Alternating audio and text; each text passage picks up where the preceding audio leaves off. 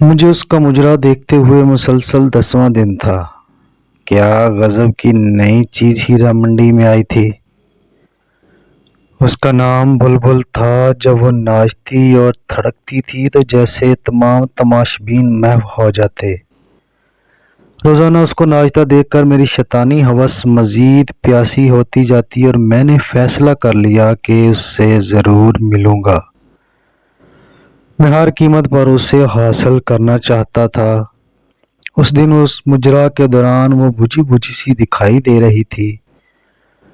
उसके नाच में वो रवानी भी नहीं थी, लेकिन मुझे उससे मिलना था, बात करनी थी और मामला तय करने थे। मुजरे के इख्तिताम में जब सब तमाशबीन चले गए, मैं भी उठा। वो कोठे की बालकनी में अपनी नायिका के साथ किसी बात पर उलझ रही थी।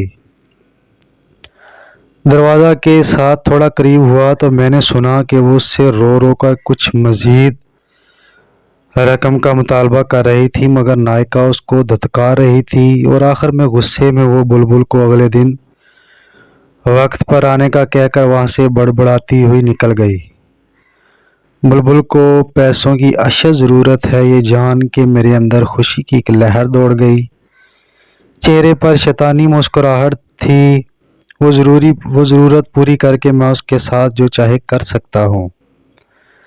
मैं उसकी जाना बढ़ा। उसका चेहरा दूसरी तरफ था और वो बुर्का पहन रही थी। पास जाकर जब मैंने उसे पुकारा तो वो मेरी तरफ मुड़ी। उसका चेहरा आंसुओं से तर था और बर्फ की मानंद ऐसे सफ़ेद था जैसे किसी ने उसका सारा खून निकाल लिया हो। उसकी ये हालत देखकर मैं चकरा सा गया। उससे पूछा कि क्या हुआ है, वो ऐसे क्यों रो रही है। मेरी तरफ देखते हुए चंद लम्हे वो खामोश रही और मेरे दोबारा पूछने पर घटी घटी आवाज़ में बोली, माँ मर गई क्या। जब मुझे उसकी समझ नहीं आई तो वो मुझे बेख्तियार होते हुए दोबारा बोली कि आज मेरी माँ मर गई। इस जवाब से मेरे मुंह को ताला लग गया। मेरी शैतानी हवस जिसको पूरा करने के लिए मैं उसकी जानब आया था, मुझसे मीलों दूर भाग गई। तो तुम यहाँ क्या कर रही हो, मैंने गुस्से और हैरत से पूछा। कफन दफन के पैसे नहीं है मेरे पास, इसलिए मुजरा करने आई थी, मगर नायिका आज पैसे ही नहीं दे रही। कहती है बहुत मंदी है। तमाम तमाशबीन कोठे पर नहीं आते, जो आते हैं वो पहली की तरह कुछ लौटाते नहीं। वो कह रही है कि ईदी वालों से अपनी माँ के कफन दफन का इंतज़ाम करवा लो। इतना कह के वो बुर्का पहनकर कोठे से बाहर आई। मैं भी उसके पीछे चल पड़ा। मैं तुम्हारी माँ के कफन और दफन का बंदोबस्त करता हूँ। चंद लम्हे मुझे मशकूक नज़रों से देखती रही और फिर खामोशी से मेरे साथ बैठ गई। गाड़ी टैक्साली से बाहर निकालते हुए मैंने बुलबुल से उसके घर का पता पूछा। वो इलाका मेरे लिए नया नहीं था, कई बार मैं वहाँ से गुजरा हुआ था। मैंने गाड़ी उस तरफ मोड़ दी। सारा रास्ता वो खामोशी से रोती रही। मेरे पास उसको तसल्ली देने के लिए अल्फाज भी नहीं थे। कुछ देर में हम बुलबुल के घर पहुंच गए। छोटा सा एक कमरे का घर था। सहन के बीच में एक चारपाई पर उसकी माँ की लाश एक गदले कंबल में लिपटी पड़ी थी। सहन में बल्ब की पीली रोशनी वहां बसने वाले और घर की हालत चीख चीख कर अयां कर रही थी। चारपाई के पास दो बूढ़ी औरतें बैठी थी। एक की गोद में 7-8 माह का गोल मटोल और प्यारा सा बच्चा खेल रहा था। आधी रात होने को आई थी। जैसे ही बुलबुल घर में दाखिल हुई, वो बूढ़ी औरतें बच्चा उसे सौंपते और देर आने की वजह से नाराज़गी का इजहार करते हुए वहां से रुखसत हो गई। बुलबुल बच्चे को लेकर कमरे की तरफ बढ़ी। बच्चा बहुत बेकरार था। اور پھر وہ اس کی چھاتی سے لپٹ گیا جیسے سے صبح سے بھوکا ہو۔ کیا یہ بلبل کا بچہ ہے؟ یہ ایک نیا انکشاف تھا کہ بلبل شادی شدہ بھی ہے۔ چند لمحوں بعد وہ کمرے سے باہر آئی، مجھے یوں ہی کھڑا دیکھ کر پھر کمرے میں گئی اور ایک پرانی کرسی اٹھا لائی۔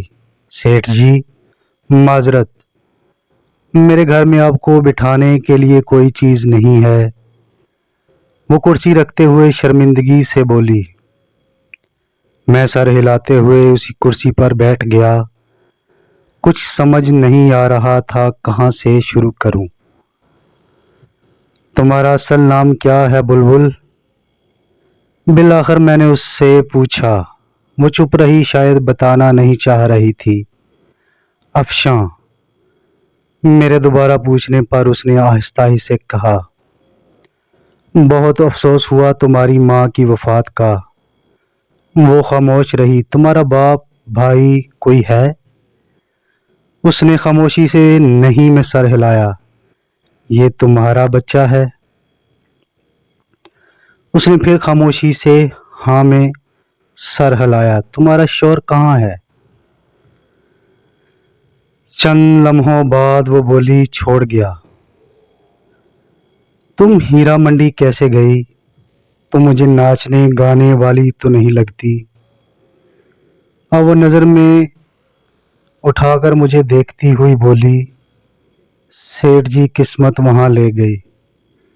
گھر میں کوئی مرد نہیں تھا، ایک بیمار ماں اور بچے کی ذمہ داری تھی۔ کہیں اور کام نہیں ملا تو ناچتے ہوئے بھی مجبوراً یہ راستہ اختیار کرنا پڑا۔ کچھ عرصہ تک نائکا نے ناچ گانا سکھایا اور پھر دھندے پر بٹھا دیا۔